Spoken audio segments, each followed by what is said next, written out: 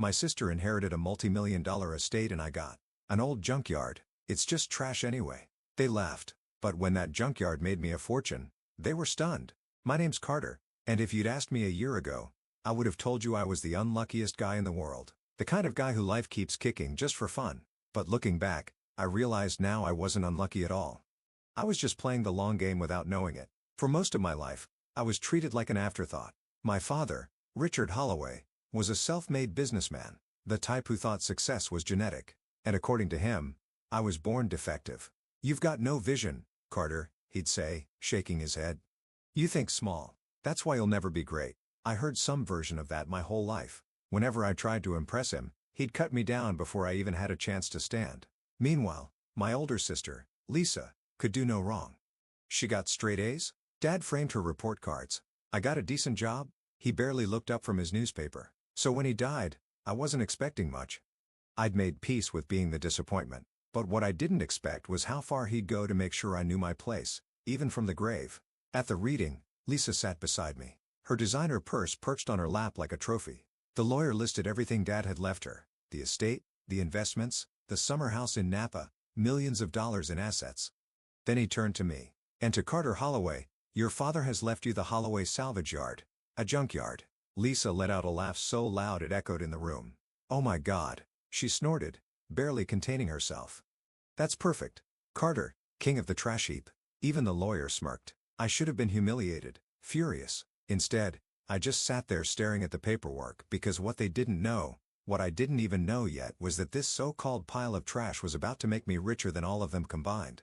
I drove out to the junkyard that same afternoon, not because I was excited. I just wanted to see exactly how badly I'd been screwed over. The place was exactly how I remembered it from childhood.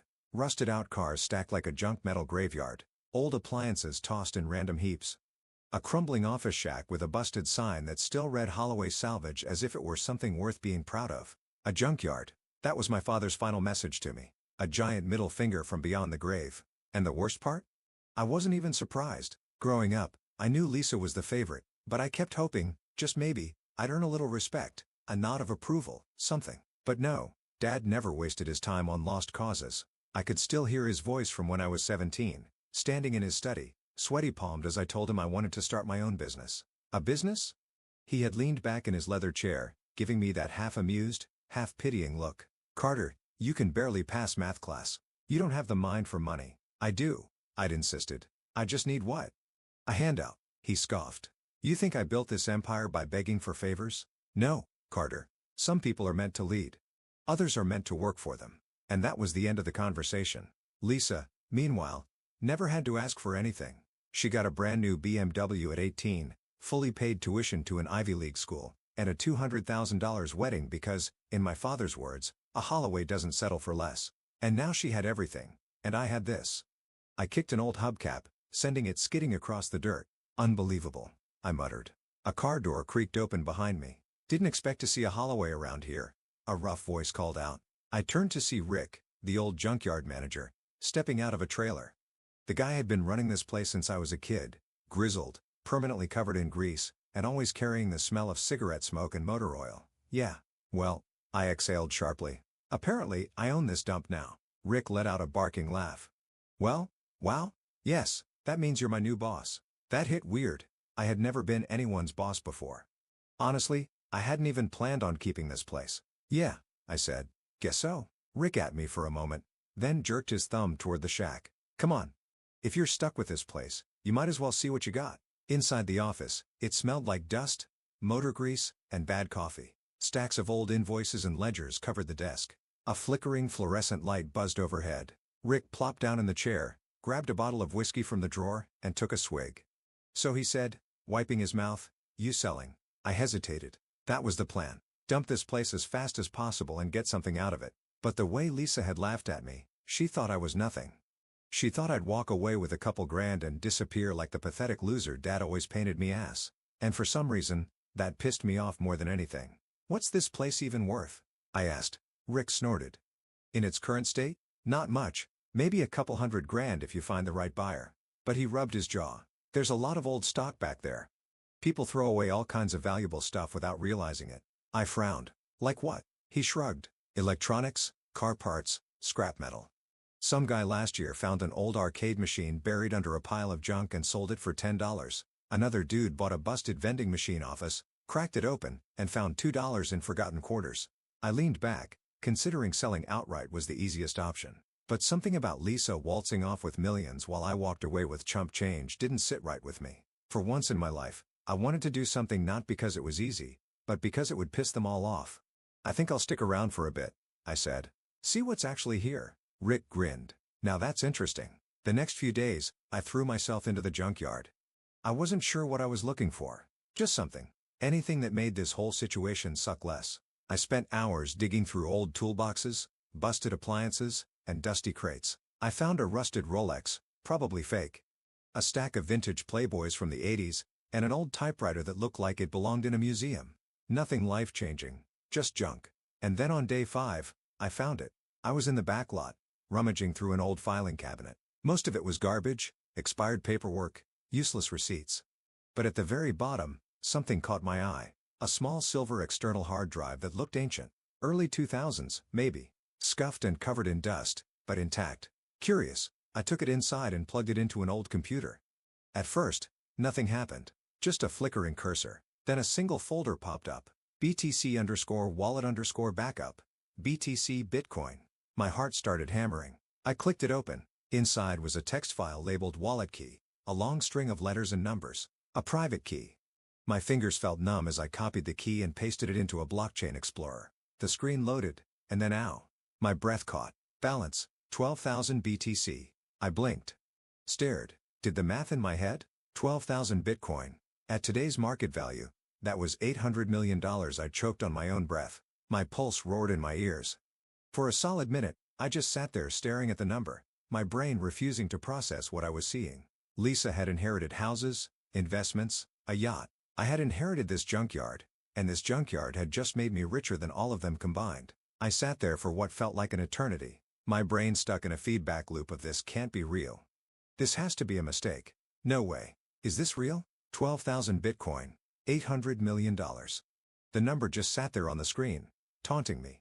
I checked the wallet balance again and again. It didn't change. It didn't disappear. It was real.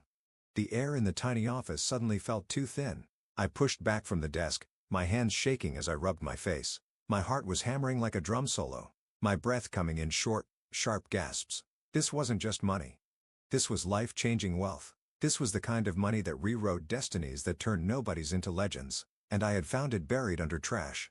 I let out a wild, almost delirious laugh, smacking my hand on the desk. "You smug fool," I muttered, thinking of my father. "Even in death, you tried to humiliate me, and you still lost." I felt like screaming, like running outside and flipping off the sky. Instead, I clenched my fist and forced myself to breathe. Stay calm. Think.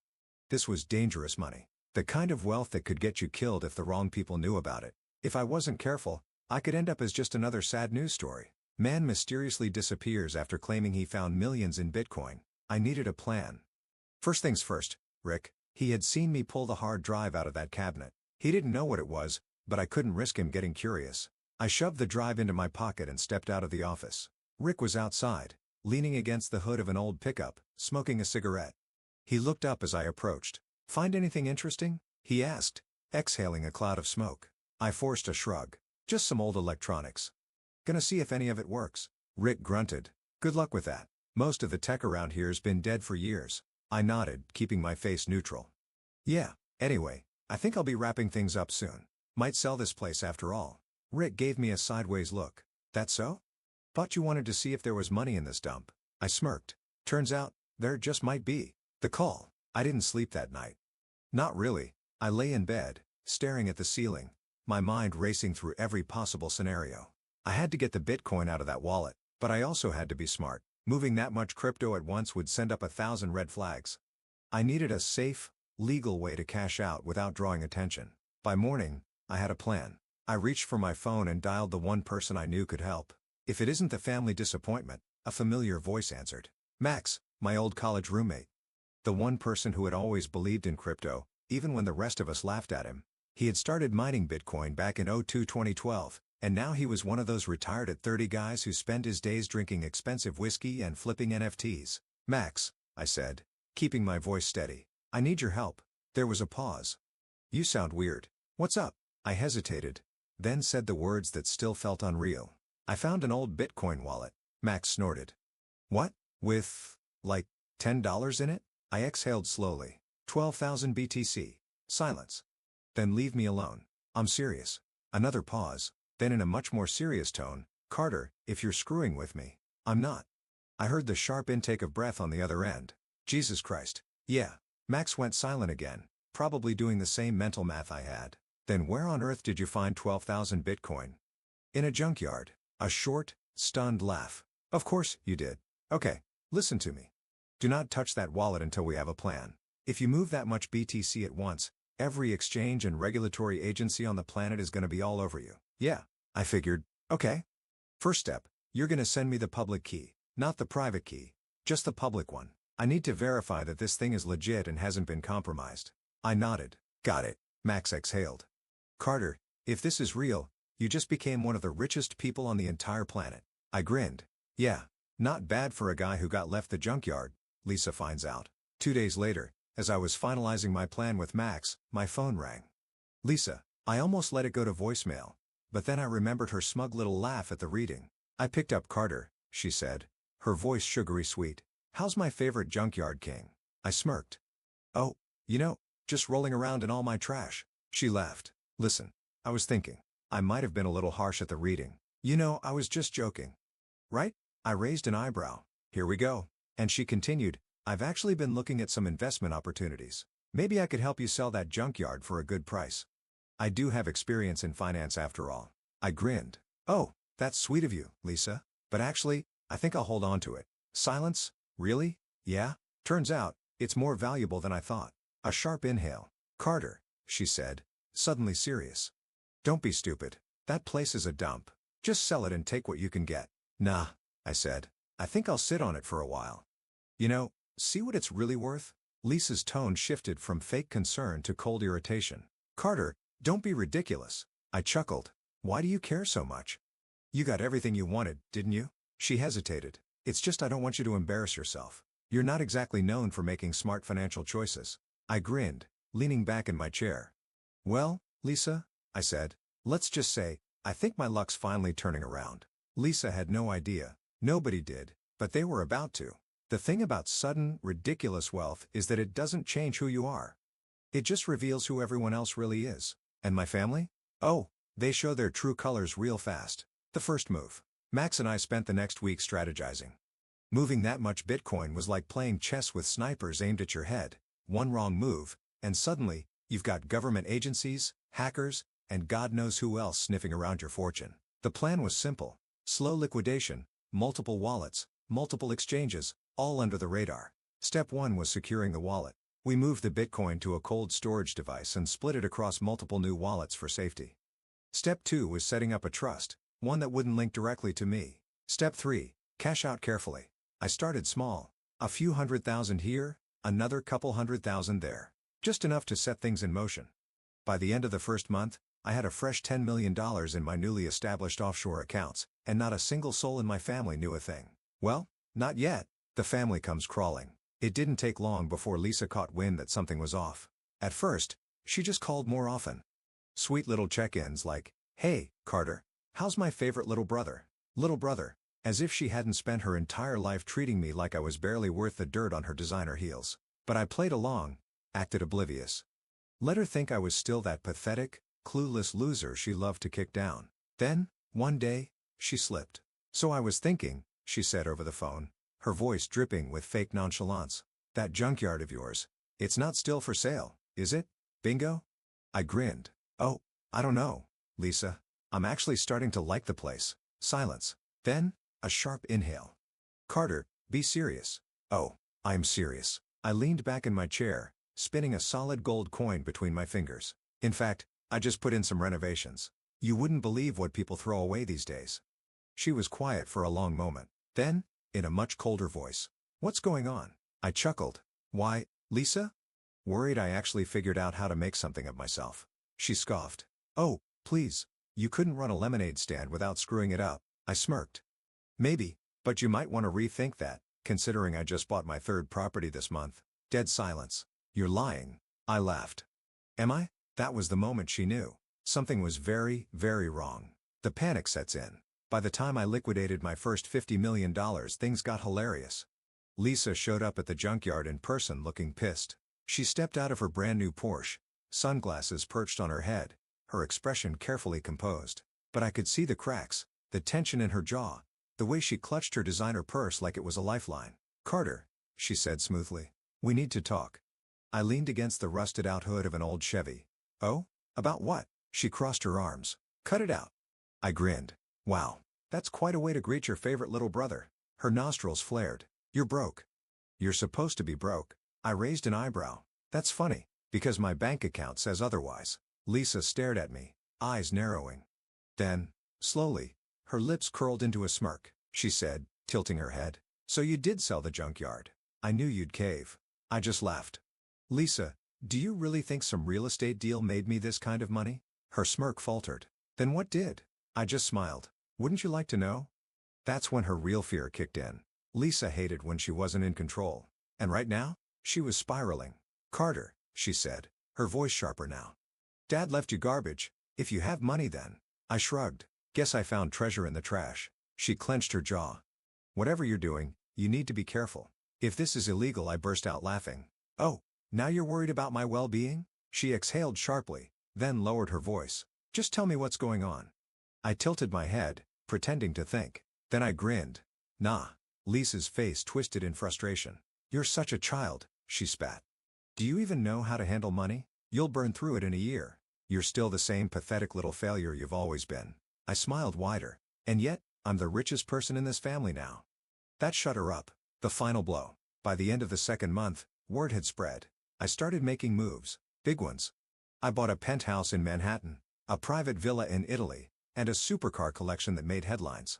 Lisa lost it. I started getting texts. Lisa, Carter, call me now. Mom, sweetheart, we need to talk. Your sister is very upset. Dad's old business partner. Heard you made some big investments, kid. Call me. And then the best one. Lisa, Carter, I think we should work together. I have some investment ideas that could really help you. I laughed so hard I nearly fell off my couch. This was it. The moment they realized, I wasn't the disappointment. I wasn't the failure. I was the biggest success story this family had ever seen. And they couldn't stand it. They spent years treating me like nothing. Now, they wanted a piece of my fortune, and I was about to show them exactly how it felt to be left with nothing. I sat in my penthouse, sipping a $2,000 glass of whiskey, watching the city lights shimmer below me. A year ago, my family laughed in my face. Today, they were begging. Lisa had called 6 times that morning. I ignored every single one. Mom had left a voicemail that started with, "Honey, we're family," and ended with, "After everything we did for you." Right. Like treating me like garbage was some kind of favor. Even my father's old business associates had crawled out of the woodwork, suddenly eager to mentor me. It was hilarious. I swirled my drink, watching the amber liquid catch the light. They thought I was a joke. Now, I was the punchline they'd never see coming. The final meeting. A week later, I agreed to one final family dinner. Not because I cared, because I wanted to watch them squirm. We met at a 5-star restaurant, the kind Lisa used to brag about dining in. Except this time, I was the one who booked the private room. I was the one paying the bill, and they all knew it. Mom, Lisa, and a few distant relatives were already seated when I walked in.